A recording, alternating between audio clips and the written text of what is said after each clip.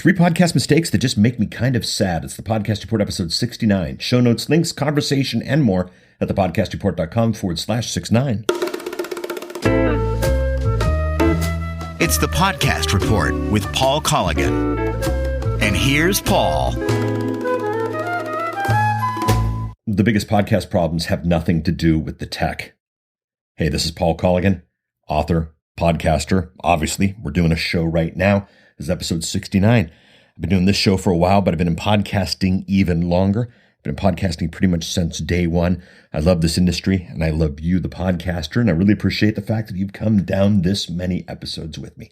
You're a podcaster looking to make your podcast a real business or do more real business because of your podcast. This podcast has never been a massive play, but it's always been a deep one. We hit the issues that matter to you, the podcaster. Thank you so much for joining us. If this is your first episode, go ahead and hit out the back catalog. It's very good, very evergreen, and done that way on purpose. So, three podcast mistakes that make me kind of sad. Why this one, Paul? You've done topics like this before. What's the angle? What's the purpose? What's the reason for this one? Well, I've just signed another big client that I am really excited about that you'll be hearing about very, very soon. We'll be doing a lot of the stuff we're doing with him as case studies. But really brave move, very exciting, very inspiring. And as I've been putting together the plan for what we're doing here, I've been realizing just some of the things that just are not inspiring, that are not exciting, that are not, that are exactly the opposite. There's just some mistakes out there. So there's some great podcasters. They're just making the same mistakes over and over and over again. And it's just kind of sad. I'm looking at a bunch of copycats out there. I mean, there's a lot of podcasters, people in the how-to space copying each other, trying to, and not to leverage, not to rising tide floats all boats better kind of thing, but just in a, in a pretty sad little, I don't know. I don't want to go into that. But here's the thing. Some people are copying each other's lies, and these lies are getting propagated, and it's just a big mess. So let's do this right. Let's be smart. Let's go from there. I was listening to Dave Jackson's podcast, a couple episodes for when you hear this live, and maybe even back further when you listen to this. So I'll have the link over to it in the show notes at thepodcastreport.com/69. Dave was talking about a common conception, and he's just saying, no, it's just a flat out lie. And it is a flat out lie. And so let's do better as an industry. Let's all learn from each other. Let's definitely use best practices. If somebody's doing something that works, let's figure out if it works uniquely for them or if it works for the industry. And if it works for the industry, do it. If it works uniquely for them, don't copy it just because it happens to work uniquely for them. Make sense? Okay, let's get to work. The three mistakes. The first mistake are people who make a podcast, not a show. A podcast, not a show. I'm flipping over right now. I'm looking at the website for Stitcher. Now Stitcher is a tiny percentage of podcasting, obviously, but it represents a tremendous amount of the future of podcasting. And people like TuneIn represent a big future, and some of these other players represent a big future. I'm looking at Stitcher, and up at the top, get the app, learn more, top shows, top episodes, listen, grow, radio. That instantly connects you to any conversation. Get the free app. You keep scrolling further and further down the page. The word podcast isn't anywhere until the bottom of the page. And no, this is not the podcasting is doing us damage. Podcast is the format, but the world is looking for a show. The world is looking for content that doesn't just come to iPhones, but content that is universal, that comes to our cars, that comes to our television sets. The new Apple TV is supposed to come out next week. It's going to be really interesting to see what's happening there. I'm privy to some a beta of a really cool app that I think is going to have a big impact on podcasting. We're bigger on podcasting. It's going to have a bigger impact on our content. It's just going to get us bigger than that. So stop making podcasts, make a show. I've joked about this before, but, my mom to this day, you ask her if you can listen to my podcast, and she says no because she doesn't have any Apple devices. Yet on my mom's Kindle Fire, which she loves dearly more than life itself sometimes, she has iHeartRadio. When I told her I was on iHeartRadio, she's like, "You're on the radio?" "No, Mama, it's a podcast. It's on iHeartRadio." "Well, how could it be a podcast if it's on the radio?" These lines are blurred. Don't confuse anyone. Not that mom's ever going to listen to the show, or not that mom's the demographic for the show, but most of you, the demographic for your show is considerably better than people who know what a podcast is. So the first mistake I see is people who are focused on making a podcast, not a show. Make a show, deliver it by podcast. Podcasting's still great, term's still awesome. It's a lot better than some of the other terms, but make a show. That's what everybody's thinking about. The next mistake is encouraging visits over subscriptions. And I've chatted about this time and time again, and it's a big deal. But I'm watching people say, visit my site, not subscribe to my show. Come to my page, listen to this episode, download this piece. And it's sad because it's a one-off. You have to do it every single time. You have to start over and over again every week. You got to get new people to come to your website. You got to get new people to click to the play button. You got to get new people. We don't need to do that. We have podcasting. We have subscription. Some of you have been on the show since day one for 69 episodes. Well, for 68 episodes, because you clicked subscribe after the first episode, this stuff has come to you automatically every week. That's the power of podcasting. Once versus repetitive. Now, I've covered this before, but it's so key. And the funny thing is this is where the money is, and this is where the money is in both of the models, all the models that I embrace of the higher end stuff, the greater generation through, lead building and your own products and that kind of stuff. But even if you are one of these people who sees your money to be, and I'm sorry, one of these people, that's a bad way to say it. If your model is downloads for download revenue for CPM ad insertion, well, that's great. You want subscriptions even more than I do because you want these things to come automatically like clockwork. Again, I've got clients, they release an episode, 10,000 downloads in the next 24 hours.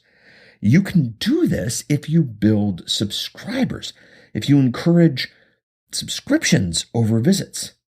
It's so sad to see people start again every single week. You don't need to do that. So that's the second mistake. The third mistake, and this one's so huge, is letting technology dictate the content. And sadder than that, even letting, the perception of technology dictate the content. I've met people who believe that to do a podcast, you have to do an interview. Or to do a podcast, you have to use Skype when you're interviewing something. Or to do a podcast, you have to use GarageBand, or you have to use a Mac, or you have to use Adobe Audition, or you have to use something. And it's so funny because you don't. There's a lot of ways to skin the cat. Last week, you heard a session of a presentation I did at Lisa Sasovich's event. It was about a 5-minute episode. It was really short, but it was totally fun, that I recorded on my iPhone using a $20 microphone. The iRig Mic Cast, I think is the name of it. I'll put a link to it in the show notes. And the room was thrilled because it was like all these perceptions of the right microphone and the right cord and that kind of stuff all went away. As a room of content makers, you realized I can just start making content. I'll certainly make the best sounding content you possibly can, but don't let the technology dictate the content. I'm going to date this episode, but last week, the big preview, the big final preview for the new Star Wars movie came out. And I'm a big nerd, and I've loved Star Wars ever since I was a little kid. And it's funny because, the first 3 came out, they were fantastic. And then the next 3 came out and they were lousy. And why were they lousy? They were lousy because George Lucas let the technology get in the way of the storytelling. It was really sad. And you just look at the last 3 movies and they were just all about the tech, and they were all about the things that you can do with the tech and not about the storytelling, which is what Star Wars originally was. And the new movie hasn't come out. Maybe I'll be wrong, but I'll tell you from the preview, everything I'm looking at, it looks like this one is going to be about the story. And that's what's made podcasting so powerful, is that it's about the story. So if there's something that you've heard that a podcast has to be this, or a podcast has to be that, or it has to be recorded that way, flee from that, run from that. Get your content out to the world in the way that makes the most sense to you. I call that ease casting. You can call it whatever you want. Just get podcasting done, get it out the door. Now, there was a posting once to my Facebook page, and it was really funny because somebody said, what do I do if I'm having a hard time getting interviews on my podcast? And it was a legitimate question, and I gave a swarmy answer, which I sometimes do. I just said, well, don't do an interview show. And the person responded on the page. They said, well, is that allowed? This person had been told that podcasting was interviews. It's so much bigger than that. Interviews are a great format. I've had interviews on this show. I've been on plenty of interviews. Just don't let the technology get in the way of your content. Don't let the expectations, the correct ones or the incorrect ones, get in the way of you getting your content out in the world. You do that and we'll be at a much better place. So as you've been listening to the show for a while. I always end it with, what do you do about it? What am I doing about it? Well, what do you do about it? Just check to see if you're making the 3 mistakes. If you're focused on making a podcast, not making a show, just regroup a little bit, move it to a show. You'll reach more people. You'll have more distribution, and you'll be at a better place. And the concept there will be bigger. Yes, podcasts are fun and sexy, but for a certain demographic. Produce yourself a show. You'll be in a better place. Encouraging visitors over subscriptions. Make your message subscriptions. Get subscribers. Get people who come back every week the second a new episode is released. That's fantastic. That is the power of this industry. And then finally, don't let the technology dictate the content. Write on a big whiteboard what it is that you want to get out the door, and then figure out the best, fastest, easy way to do it. Don't let the nerds, don't let anyone get in the way of you doing that. What I'm doing, and it's neat because my new client is forcing me to do this, it's content first. We've regrouped everything. We've taken a look not at the podcast, but what is the show? What is the content? The technology hasn't been talked about yet, and we're over a week into this project, and I just love the fact that that's been done. My focus is going to continue to be on content. If it makes sense to send it to you by podcast, it's going to come by podcast. If it comes by blog post or book or anything else, that's how it's going to come. If it comes by an app, Paul, you don't have an app yet. No, I don't yet. Wink, wink, nudge, nudge. I'm going to make sure that the content comes to you the way that it needs to come to you. I'd love your thoughts on this one. I'm all over social, thepodcastreport.com/Twitter, podcastreport.com/Facebook. That'll take you there. If you want to just go out to the website, thepodcastreport.com/69, there's a great place to comment on this episode and get the links and all that good stuff. Links at /69, the How to Podcast book, podcast cart, SMS to opt-in, Dave Jackson's link there, and I'll do a link to the iRig as well. I'm just adding that to the show notes as we do this. Do subscribe. I'd be a hypocrite to speak to subscribing and not ask you to do the same. Set it up so that every time an episode comes out, you get it automatically.